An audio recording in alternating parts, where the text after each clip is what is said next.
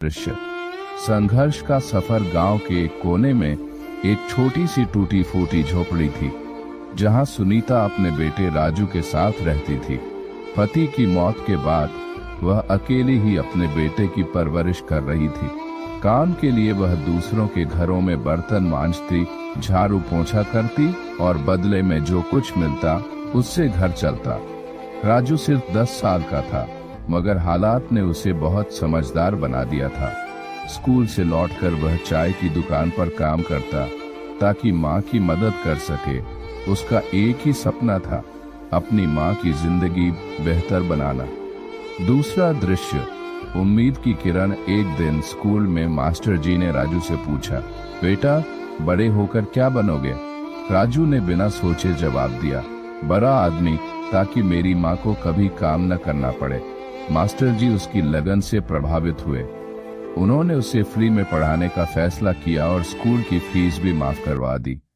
यह सुनकर सुनीता की आंखों में खुशी के आंसू आ गए। तीसरा दृश्य। संघर्ष बढ़ता गया। राजू का सपना बड़ा था, मगर हालात और भी कठिन।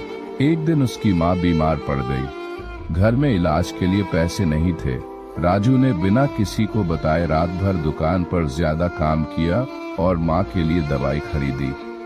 सुनीता ने जब यह देखा तो उसका दिल भर आया। उसने राजू को गले लगाकर कहा, बेटा मुझे अपनी तकलीफों से डर नहीं लगता, लेकिन तुझे इस उम्र में इतना संघर्ष करते देखकर दिल टूट जाता है। राजू ने जवाब दिया, माँ ये तकलीफें सिर्फ कुछ समय की हैं, एक दिन सब बदल जाएगा। चौथा दृश्य। सफलता की ओर। राजू ने मेहनत जारी रखी। दिन में स्कूल और रात में काम। उसने कभी हार नहीं मानी। वह पढ़ाई में इतना अच्छा था कि उसे स्कॉलरशिप मिल गई।